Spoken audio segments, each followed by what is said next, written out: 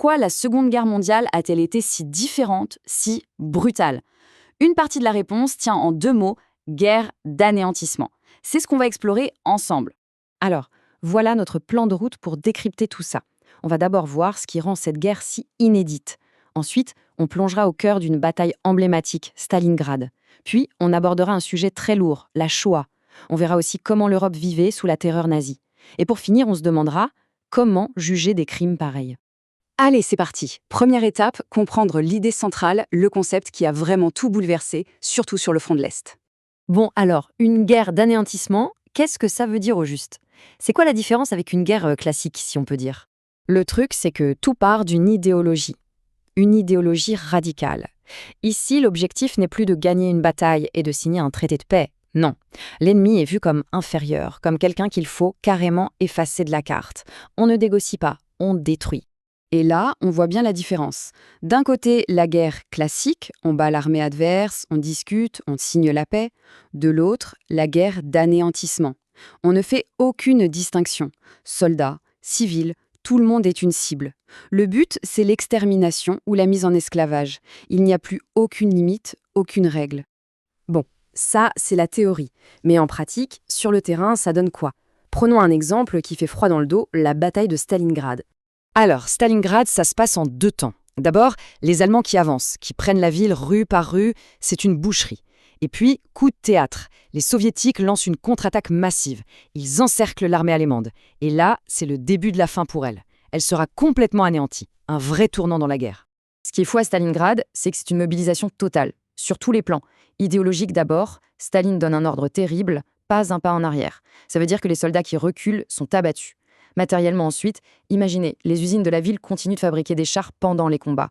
Et puis bien sûr, humainement, des combats de rue, maison par maison, d'une violence inouïe. Les Allemands ont même appelé ça la Rattenkrieg, la guerre des rats. Et le bilan, il est juste hallucinant. Près de 2 millions de morts, militaires et civils confondus. C'est l'une des batailles les plus meurtrières de toute l'histoire. La violence a touché absolument tout le monde. Mais attention, cette logique d'anéantissement ne s'est pas arrêtée au champ de bataille, loin de là. Elle a conduit à quelque chose d'encore plus terrible, le meurtre planifié, systématique, industriel de populations civiles entières. On parle ici de la Shoah, un mot hébreu qui veut dire catastrophe. C'est le nom donné au génocide des Juifs d'Europe.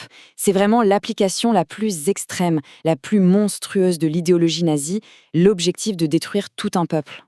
Et pour mettre en place ce plan terrible, qu'ils appelaient la solution finale, les nazis ont bâti un réseau de camps à travers l'Europe. Comme on le voit sur cette carte, les camps conçus spécifiquement pour tuer en masse, les centres d'extermination, étaient surtout en Pologne, alors occupée par l'Allemagne.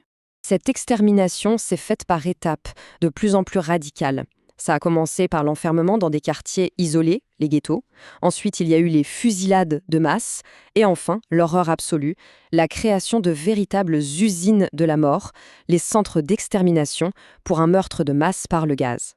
Ce plan, c'est celui d'un crématorium à Auschwitz-Birkenau. Et ça montre bien le côté industriel, méthodique de la chose.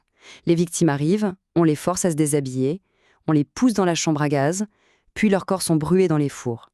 C'est une organisation froide, rationnelle, mise au service du meurtre. Et cette terreur, elle n'était pas réservée qu'au front de l'Est ou au camp. C'était le quotidien de millions de personnes dont toute l'Europe occupée. Les nazis utilisaient la terreur comme une arme. Des exécutions publiques, comme ici, pour faire un exemple, pour dissuader quiconque de s'opposer à eux.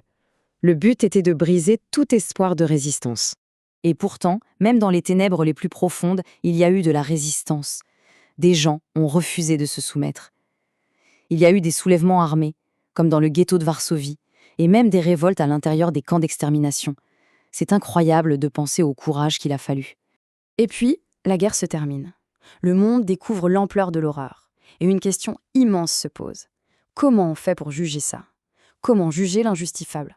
Il faut savoir qu'après la Première Guerre mondiale, on avait déjà essayé de juger les criminels de guerre. Et ça avait été un fiasco total. Presque tout le monde avait été acquitté. Cette fois, les Alliés étaient bien décidés à ne pas refaire la même erreur. Le problème, c'est que les lois existantes n'étaient pas suffisantes pour décrire de tels crimes. Alors il a fallu innover, créer une nouvelle catégorie juridique, le crime contre l'humanité. Pour la première fois, On pouvait juger des actes commis de manière systématique contre des civils. C'est ce qui a permis la tenue du fameux procès de Nuremberg. Les plus hauts dignitaires nazis encore en vie ont été jugés. Ce procès a été un tournant. Il a posé les bases du droit international moderne et a mené, par exemple, aux conventions de Genève qui protègent les civils en temps de guerre. Au final, la mémoire de ces crimes a profondément changé notre monde. Elle a forcé l'humanité à se doter de nouvelles règles, de nouveaux tribunaux, pour tenter d'empêcher que ça se reproduise. Et aujourd'hui encore, cette mémoire nous oblige à nous interroger. Qu'est-ce que la justice? Qu'est-ce qu'un droit humain? Des questions qui restent plus que jamais d'actualité.